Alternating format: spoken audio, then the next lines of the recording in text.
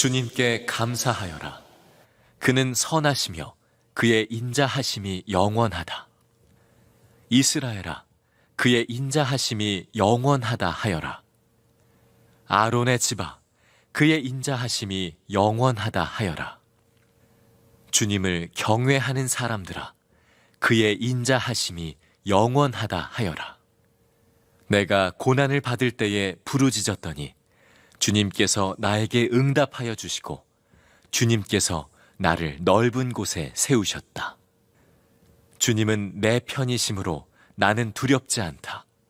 사람이 나에게 무슨 해를 끼칠 수 있으랴. 주님께서 내 편이 되셔서 나를 도와주시니 나를 미워하는 사람이 망하는 것을 내가 볼 것이다. 주님께 몸을 피하는 것이 사람을 의지하는 것보다 낫다. 주님께 몸을 피하는 것이 높은 사람을 의지하는 것보다 낫다. 뭇 나라가 나를 애워쌌지만 나는 주님의 이름을 힘입어서 그들을 물리쳤다.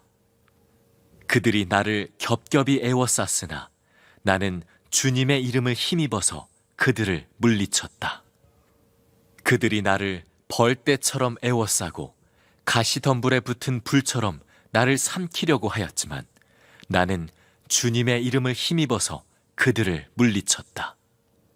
내가 나를 밀어서 넘어뜨리려고 하였어도 주님께서 나를 도우셨다. 주님은 나의 능력, 나의 노래, 나를 구원하여 주시는 분이시다. 의인의 장막에서 환호하는 소리, 승리의 함성이 들린다. 주님의 오른손이 힘차시다. 주님의 오른손이 높이 들렸다.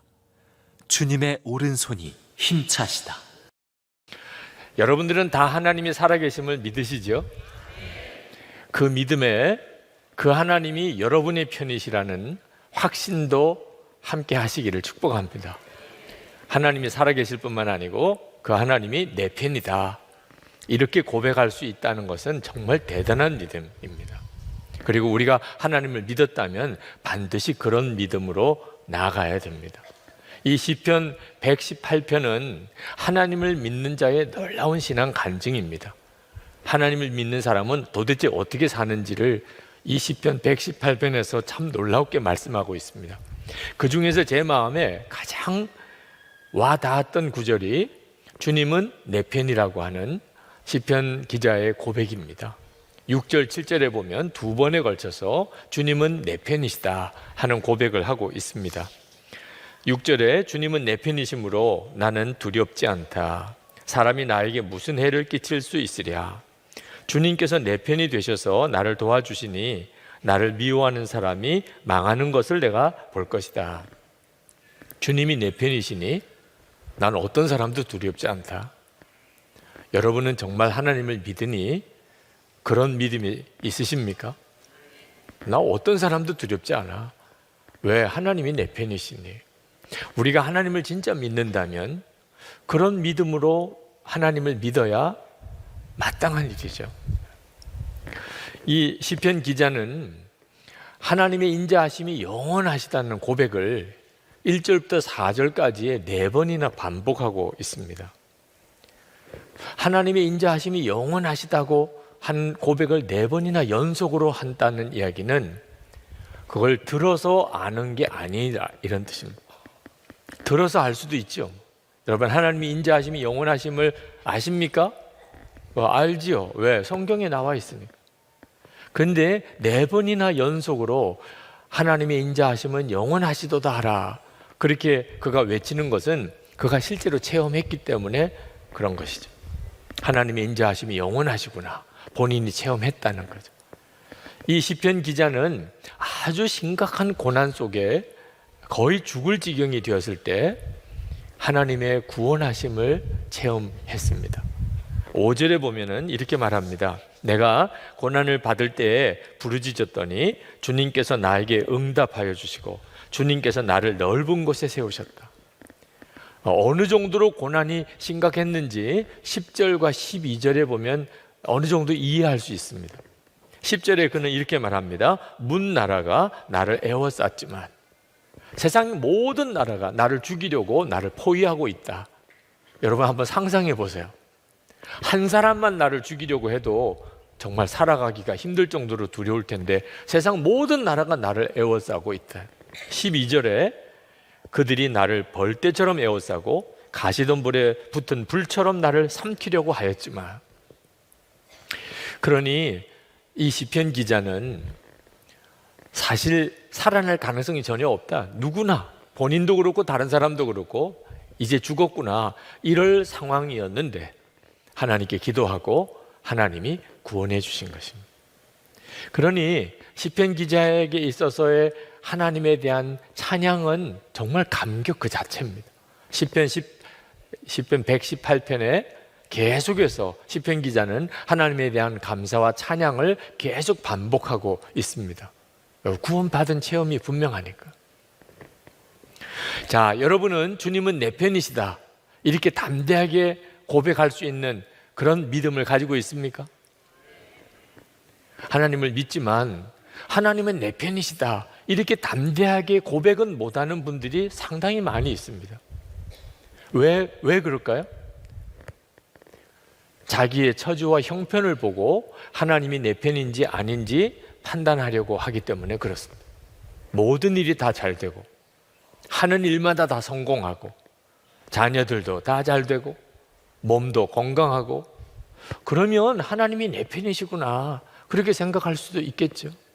하는 일마다 다 안 되고 모든 게 다 사업이 어렵고 자녀들도 가정도 심각한 문제가 많고 어려운 일이 한두 가지가 아니고 그러면 마음에 하나님이 내 편 되어주지 않으시는구나 그렇게 생각할 수 있죠. 여러분 믿음을 이렇게 자기 처지와 형편에다가 근거를 두는 믿음을 갖는 것은 대단히 위험합니다. 여러분이 절대 그렇게 믿으시면 안 됩니다. 여러분 모두에게 하나님은 내 편이시라고 말할 수 있는 확실한 증거가 있습니다. 여러분 중에는 하나님이 나라는 존재를 알기는 아실까? 내 편이 되는 건 고사하고 나를 알기는 아실까? 이렇게 사람들이 많은데 도대체 나를 주님이 알고는 계실까? 아마 설교하는 저 목사도 나를 모를 텐데 하나님이 아실까? 여러분 중에 혹시 그런 생각을 하시는 분이 있다면 하나님이 아십니다, 여러분. 말씀에 분명히 말씀하셨습니다. 이사야 30장 1절에 보면 야곱아 너를 창조하신 여호와께서 이제 말씀하시느니라. 이스라엘아 너를 조성하신 자가 이제 말씀하시느니라. 너는 두려워 말라. 내가 너를 구속하였고 내가 너를 지명하여 불렀나니 너는 내 것이라. 여러분 이 말씀이 하나님의 말씀은 나에게 주신 약속이라고 분명히 믿는 자에게 모두에게 적용이 됩니다. 너는 내 것이라. 아 정말 그럴까요? 하나님이 나에게 정말 그렇게 말씀하실까요? 확실한 증거가 있다니까요. 부정하기가 더 어려운 증거가 있습니다. 십자가에 하나님께서 죄인인 지옥 갈 수밖에 없는 죄인은 나를 대신하여 십자가에서 죽으셨습니다. 자, 하나님이 내 편인가 아닌가 뭐 더 따질 거 있습니까? 히브리서 3장 1절에 보면 예수를 깊이 생각하라는 구절이 나옵니다. 여러분이 진짜 예수님을 24시간 계속 바라보고 예수님을 깊이 생각해 보십시오. 여러분의 마음에 하나님은 내 편이시구나 그런 믿음과 고백이 저절로 나옵니다. 지금 여러분 안에 하나님의 성령께서 와 계신 것을 아시지요? 자, 하나님께서 내 편인가 아닌가 성령께서 내 안에 오신 거 보면 확실하잖아요. 아니 성령 하나님이 내 안에 임하셨는데 하나님이 내 편인가 아닌가 그걸 의심해요? 저나 여러분 모두에게나 하나님이 내 편이라는 확실한 증거가 있습니다. 이건 조금도 의심할 문제가 아닙니다.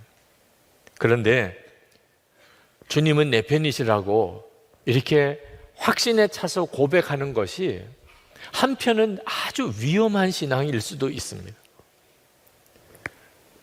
아주 이기적이고 자기중심적인 그런 믿음을 가지는 하나님조차도 내 소유로 생각하는 실제로 그런 사람들이 있습니다.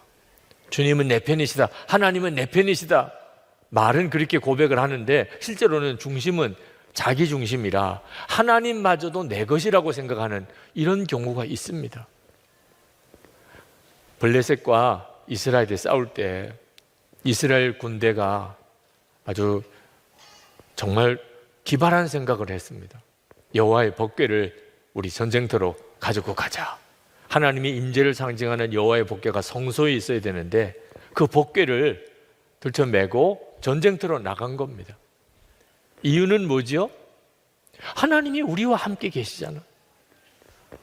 법궤가 같이 있으니 이보다 더 분명한 증거가 어디 있어요? 그리고 여호와의 법궤까지 메고 왔으니 하나님이 가만히 계시겠습니까?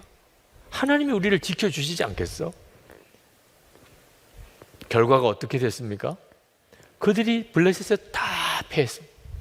그리고 여호와의 법궤는 뺏겨서 가나안 우상 신전에 처박혔습니다. 하나님이 내 편이라고 그렇게 외치고 여호와의 법궤까지 끌고 다녔는데 이게 무슨 꼴입니까? 하나님이 내 편이시라는 것에 있어서 중심이 자기 자신이라는,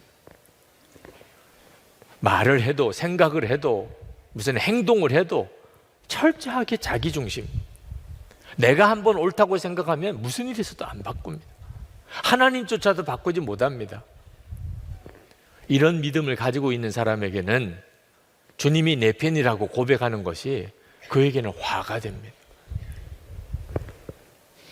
여러분, 우리가 어릴 때 부모님의 돌봄 가운데 자랐잖아요. 여러분, 부모는 항상 자식 편입니다. 그렇죠? 네. 언제나 부모님은 내 편이 되어 주시죠.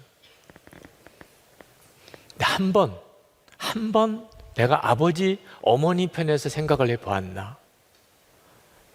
부모가 되어서야 비로소 깨닫습니다. 그때 아버지가 이런 생각하셨겠구나.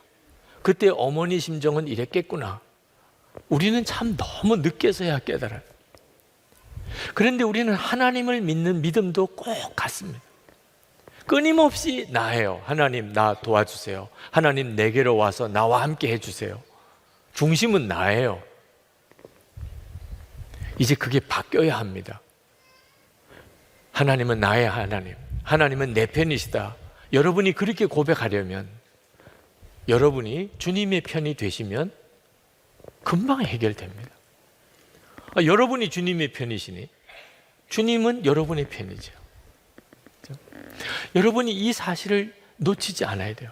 여러분이 항상 주님의 편에 서기를 힘쓰시면 주님은 내 편이시라고 고백하면 고백할수록 하나님의 영광이 드러나게 됩니다. 이 시편 118편의 시편 기자는 주님은 내 편이시라고 그렇게 외쳤는데 그가 고백하고 노래하는 것을 가만히 보면 그는 철저히 하나님 편이었습니다. 하나님을 향하여 있었습니다. 8절, 9절에 보면 주님께 몸을 피하는 것이 사람을 의지하는 것보다 낫다. 주님께 몸을 피하는 것이 높은 사람을 의지하는 것보다 낫다. 하나님을 믿는다고 하면서도 하나님보다는 사람이 더 커 보이는 사람이 수도 없이 많습니다.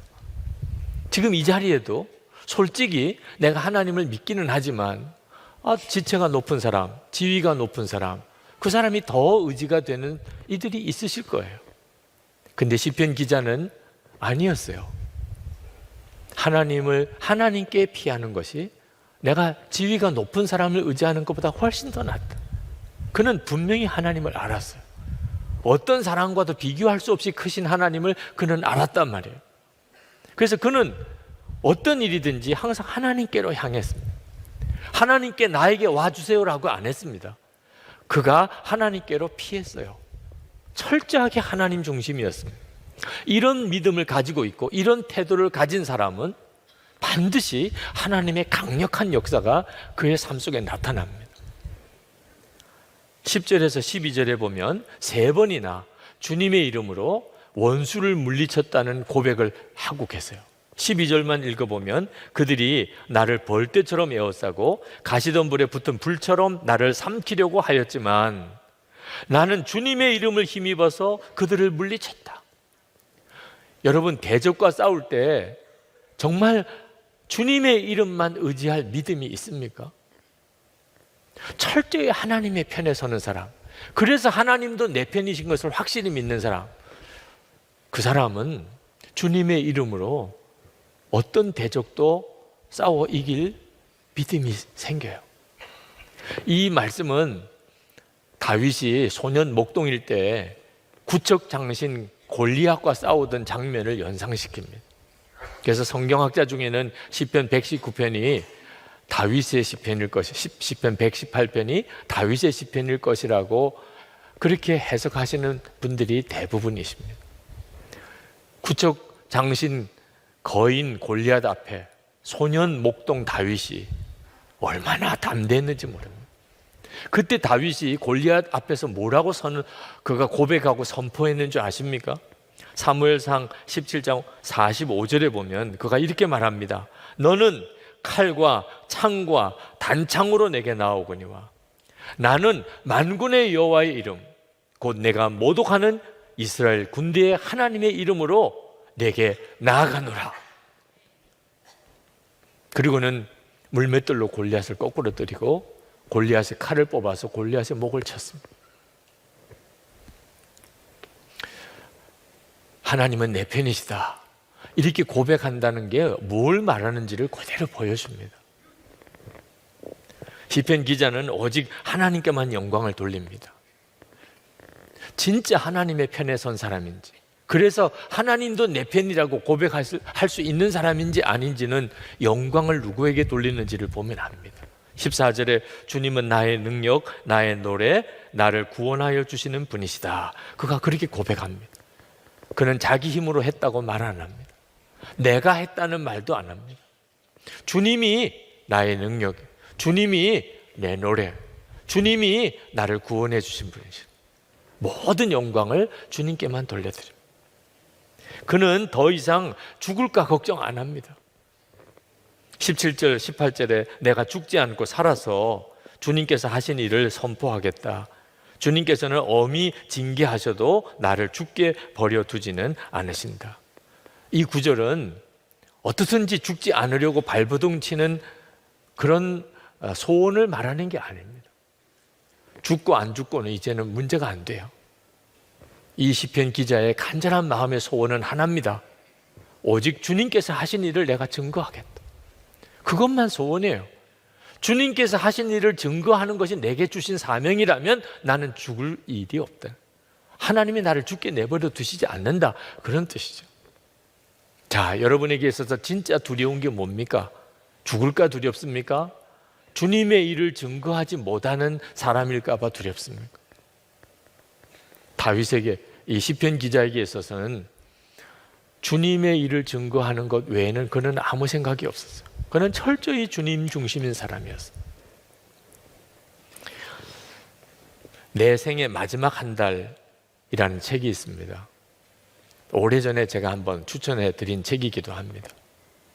캐리 슉 목사님, 또 그 아내 크리스 슉 사모님이 함께 목회하면서 죽음을 앞둔 많은 교인들과 시간을 보내는 중에 그가 깨달은 것이 있었어요. 그래서 그것을 가지고 삶의 기쁨도 없고 감격도 없고 그리고 감동도 없고 너무 메마르고 너무 짜증나고 너무 우울하고 그런 사람들에게 한 달, 당신에게 살 날이 한 달밖에 없다고 한번 생각해 보시라, 그런 도전을 이 책에서 하고 있습니다. 자기가 언제 죽을지를 알게 된 사람, 이제 내가 이제 곧 죽겠구나 하는 사실을 알게 된 사람이 얼마나 삶을 값지게 사는지 깜짝 놀랐다는. 여러분, 여러분도 한번 상상해 보시기 바랍니다. 여러분이 이제 한 달 살 수 있습니다. 그러면 여러분은 그 한 달 동안 뭐하고 사시겠습니까? 아마 그동안에 이런저런 일 때문에 계속 미뤄두기만 했던 정말 중요한 일들을 이제는 아마 할 겁니다. 한 달밖에 살 날이 없어요. 아침에 일어났을 때 하루가 감격스럽습니다. 하루하루가 너무너무 소중해요. 뭐 특별한 일이, 감동적인 일이, 재미있는 일이 있고 없고 상관없이 하루하루가 너무나 소중해요. 용서해 주세요. 또 내가 용서할게. 그게 그렇게 중요해요. 용서받지도 못하고 용서하지도 못하고 그렇게 죽는다는 것은 너무나 두려운 일이니까. 더 이상 나 할 거 없어요. 이제는 정말 찾아가고 만나지 못했던 사람 만나고, 그리고 그와 더 깊은 관계를 갖고 깊이 사랑하고 그러고 싶어요. 주변에 있는 자연 환경들이 어느 순간에 갑자기 너무나 황홀해요. 하나하나가 너무너무 소중해요. 하나님의 앞에 갈 때 하나님 나라, 전에는 생각도 못하고 살았는데 이제는 곧 가서 뵐 하나님, 그리고 그 하나님의 나라의 영광이 너무너무 기다려져요. 영적으로나 인격적으로나 관계적으로나 가장 성숙한 삶을 언제 살게 되는 줄 아십니까? 내 죽을 때가 언젠지를 알게 됐을 때예요. 우리가 예수 그리스도 안에서는 참 놀라운 역사가, 죽는 것도 복이 있다는 거예요. 더 이상 죽는 게 두렵지가 않아요. 내가 죽을 수밖에 없는 존재라는 것을 잊어버리고 사는 게 두려운 거죠. 시편 기자는 예배의 기쁨이 아주 충만합니다. 19절에 보면 구원의 문들을 열어라. 내가 그 문들로 들어가서 주님께 감사를 드리겠다. 이것이 주님의 문이다. 의인들이 그리로 들어갈 것이다. 이건 예배 찬송입니다. 시편 기자는 지금 하나님께 예배하면서 하나님을 만나요. 구원의 문을 열고 들어가서 하나님의 보좌에서 하나님께 감사를 드립니다. 그는 예배 드릴 때마다 하나님을 만나요. 여러분, 우리도 똑같이 예배 드릴 때마다 하나님을 만나야 합니다. 그렇게 약속해 주셨어요. 예수님께서 마태복음 18장 20절에 두세 사람이 내 이름으로 모이는 곳에 나도 그들 중에 있느니라. 그 주님의 말씀이 사실이라면 지금 주님은 우리 가운데 계십니다. 여러분 가운데 계시는 주님을 보십니까? 여러분이 느끼든 느끼지 못하든 주님이 우리 가운데 계십니다. 여러분, 우리는 이렇게 모여서 찬송을 같이 불렀습니다. 모여서 우리가 기도했습니다. 지금 말씀을 듣고 있습니다. 우리는 지금 무슨 발표회를 보러 온 것도 아니고 강연회장에 온 것도 아니고 우리는 무슨 영화나 연극을 보러 온 것도 아닙니다. 도대체 우리로 하여금 이렇게 모이게 하고 찬송하게 하고 기도하게 하고 말씀에 귀를 기울이게 하는 분이 누구십니까? 목사가 그렇게 하고 있는 것입니까?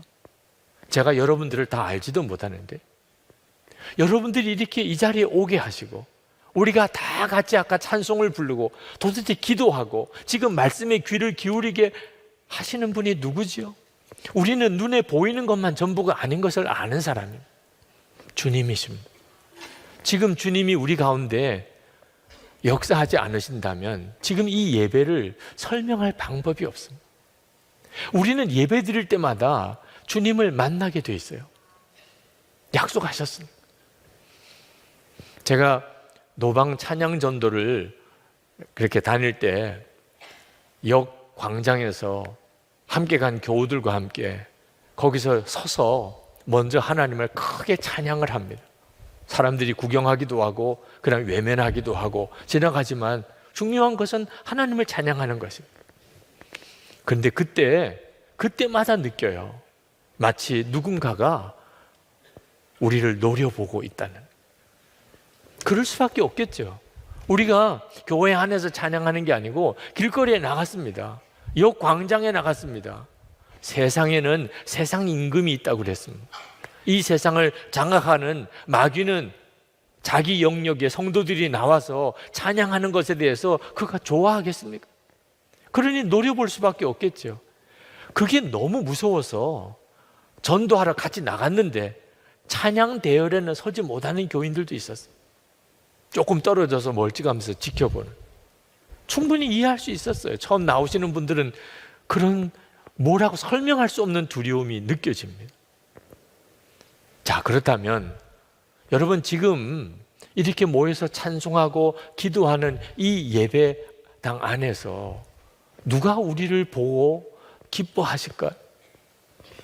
아니, 길거리에 나가서, 세상에 나가서 여러분이 성도로서 살고 또 복음을 전할 때 그때 마귀가 노려보는 것 같은 느낌을 여러분 다 경험했잖아요. 그게 무서워서 내가 예수 믿는다고 담대하게 말하지 못하는 순간도 있었잖아요. 그렇다면 지금 이렇게 예배당 안에서는 우리가 하나님께 찬양하고 예배할 때 우리를 보면서 기뻐하시는 주님을 느낄 수 있어야 되잖아요. 그 눈이 뜨이셔야 돼요. 우리 아기학교 전도사님이 한 번은 4살 된 아기 이야기를 하더라고요. 4살 된 아기가 전도사님에게 이렇게 이야기하더래요. 전도사님, 좋으신 하나님 찬송을 부르면 자꾸 눈물이 나요. 4살 된 아기가 좋으신 하나님 찬송을 부르면 자꾸 눈물이 난대. 여러분, 혹시 이 영상 보셨나 모르겠어요. 우리 교회 유아부실에서 어떤 아기가 기도하는 장면 한번 보여드리겠습니다.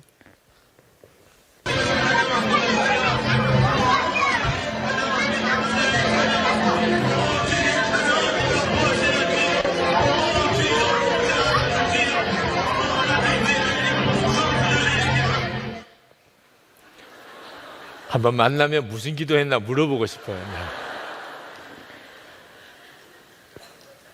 여러분이 정말 믿으면 주님은 지금 우리와 함께 계신다.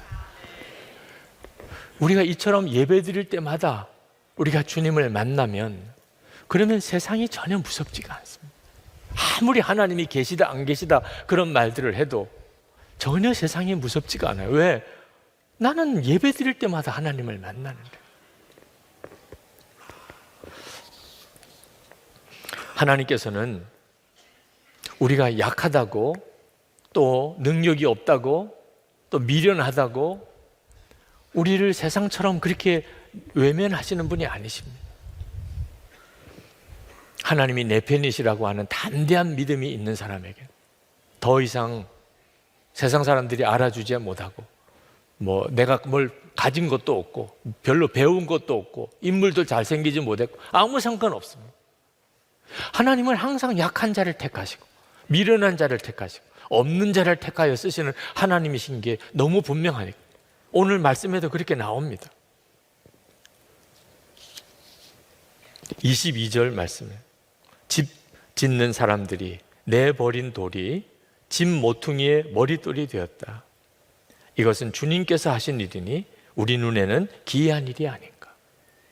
집 짓는 사람이 내버린 돌이 집 모퉁이의 머릿돌이 됐다. 아무 쓸모없다고 버린 돌이 집 모퉁이의 머릿돌이 됐다.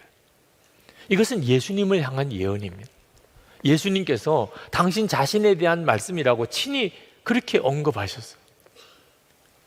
여러분, 예수를 믿는 우리, 그 예수님을 생명이고 주님으로 영접한 우리는 어떤 존재입니까? 예수님과 똑같아요.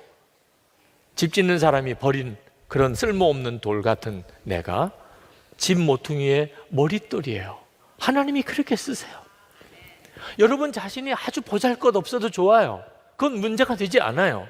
여러분 안에 보배이신 예수 그리스도께서 계시기 때문에.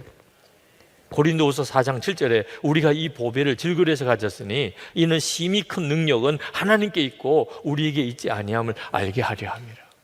그래서 하나님은 내 편이시라고 그렇게 담대하게 고백하는 겁니다. 어떤 분이 교회는 깨지기 쉬운 질그릇들이 이렇게 진열되어 있는 유리 찬장 같다 이런 표현을 했는데 참 기가 막힌 표현이에요. 제가 여러분들을 이렇게 쭉 보니까 다 유리 찬장 같아요. 아주 깨지기 쉬운 질그릇들이 이렇게 쫙 정렬이 되어 있습니다. 조금만 잘못 건드리면 그냥 깨져요. 여러분 옆에 있는 사람에게 이야기하세요. 잘못 건드리시면 깨집니다. 조심하세요. 네. 우리는 그렇게 깨지기 쉬운 질그릇이에요. 그런데 여러분이 깨지는 것 때문에 조심해야 되는 건 아니에요. 다시 한번 이야기하세요. 뭐 깨져도 상관없어요. 별로 비싸지도 않아요. 우리는 질그릇이에요. 뭐 깨진다고 그래서 뭐 크게 신경 쓸 그릇도 아닙니다. 그러나 우리가 서로를 정말 조심스럽게 대해야 될 이유가 있어요. 그것은 나는 질그릇 같지만 내 안에는 보배이신 예수님이 계십니다. 우리가 다 질그릇 같은 존재지만 우리 안에는 보배이신 주님이 계십니다. 그래서 우리는 나 자신도 하나님이 내 편이라고 그렇게 고백하지만 함께 신앙생활하는 성도들을 보는 눈이 완전히 새로워지는 거예요.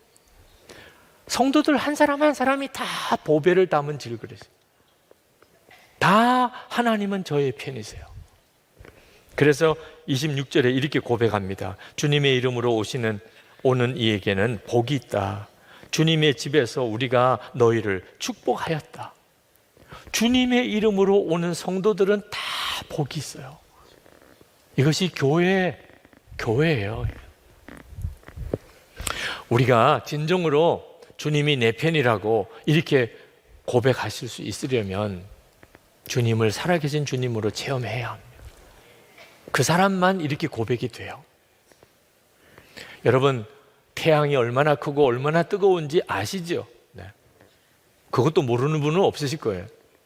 그런데 실제로 그 태양 앞에 가서 그 태양이 얼마나 큰지를 실제로 눈으로 보고 그 태양이 얼마나 뜨거운지를 실제로 거기서 경험해 본 것과는 완전히 다른 거예요. 태양에 대해서 안다고 생각하는 것은 실제로 가서 보면 모르는 거나 같아요. 여러분, 천국이 있다는 거 아시죠? 그 천국이 좋은 것도 아시죠? 아마 그렇게 믿고 있을 거예요. 그러나 실제로 우리가 죽어서 천국에 가서 그 천국의 영광을 보는 것과는 완전히 다른 거예요. 그냥 들어서 아는 것과 실제로 본 거는 완전히 달라요. 모세가 그렇게 가나안 땅에 들어가고 싶었어요. 그러나 하나님은 못 들어간다고 그랬습니다. 혈기 때문에. 모세가 다시 한번 하나님께 간청을 했어요. 신명기 3장 25절에 구하옵나니 나를 건너가게 하사 요단 저쪽에 있는 아름다운 땅, 아름다운 산과 레바논을 보게 하옵소서. 하나님께서 그 모세에게 그만해도 족하니 이 일로 다시 내게 말하지 말라.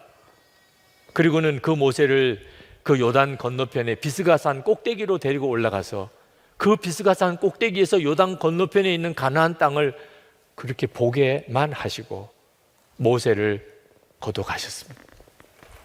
여러분, 모세가 가나안 땅 보았어요. 비스가산 꼭대기에서 요단강 건너편에 있는 땅을 보았다고요. 그러나 실제로 가나안 땅에 들어가서 거기서 그 땅을 본 것과는 완전히 달라요. 여러분, 예수님에 대해서 수도 없이 들었잖아요. 사실 더 들을 것도 없지요. 그러나 살아계신 주님을 만나는 것은 완전히 다른 것이래요. 그래서 우리가 예수님과 동행하는 삶을 살자고 하는 겁니다. 여러분이 살아계신 주님을 정말 만나기 원하십니까? 그러면 더 이상 여러분 중심으로 예수님을 믿으시지 마시기 바랍니다. 주인은 나 자신이고 예수님은 나 도와주시는 분 아니에요. 이제는 진짜 예수님을 주님으로, 왕으로 영접하셔야 돼요. 그리고 항상 주님의 편에 서 있기를 힘써 보십시오. 주님이 여러분의 편이신 걸 여러분이 알게 됩니다. 여러분, 진짜 한 시간씩 기도해야 합니다. 하나님께서 이렇게 함께 기도할 수 있게 할 때 기도해야 돼요. 성도들이 살아계신 주님을 만날 때는 반드시 기도가 있었어요. 시편 118편 기자도 그가 죽을 수밖에 없는 처지에서 하나님께 기도하고 하나님의 구원을 체험했습니다. 기도가 없다면 우리가 아무리 주님이 내 편이라고 외쳐도 실제적으로는 아무 능력이 없어요. 그러나 문제는 우리가 기도할 힘이 없는 거예요. 하루에 1시간 기도가 너무 커 보이고 도무지 막막해 보이는 분들도 있으실 거예요. 그래서 우리가 손에 손을 잡아야 하는 거예요. 혼자서만 기도하려고 애쓰면 우리 다 죽어요, 영적으로. 무슨 일이 있어도 같이 손을 잡고 같이 가야 돼요. 화요일에 남자 성도들 함께 오셔서 기도의 손을 잡자고 하는 이유가 거기에 있는 거예요. 같이 붙들어 줘야 돼요. 부부 사이에 이제는 기도의 손이 돼야 돼요. 서로가 기도의 손이 되어서 1시간 우리 기도하자. 여러분, 속회나 교회 안에 모든 소그룹이 모일 때마다 우리 같이 기도합시다. 서로가 기도를 지켜줘야 돼요. 예수 동행 일기 나눔 방은 정말 하나님이 주신 축복의 장입니다. 그러면 우리가 그렇게 매일 하나님께 1시간씩 기도하고 나가며 주님과 동행하기를 힘쓰면 시편 118편의 이 시편 기자의 고백이 그대로 우리의 고백이 됩니다. 6절 말씀에 주님은 내 편이심으로 나는 두렵지 않다. 17절에 내가 죽지 않고 살아서 주님께서 하신 일을 선포하겠다. 19절에 구원의 문들을 열어라. 내가 그 문들로 들어가서 주님께 감사를 드리겠다. 아멘입니다. 여러분, 정말 주님은 내 편이시라 그렇게 고백하고 항상 여러분이 주님의 편에 살면서 믿는 자의 그 영광을 드러내기를 원하신다면 우리 다 일어나서 함께 찬양하고 통성으로 기도하면 좋겠습니다.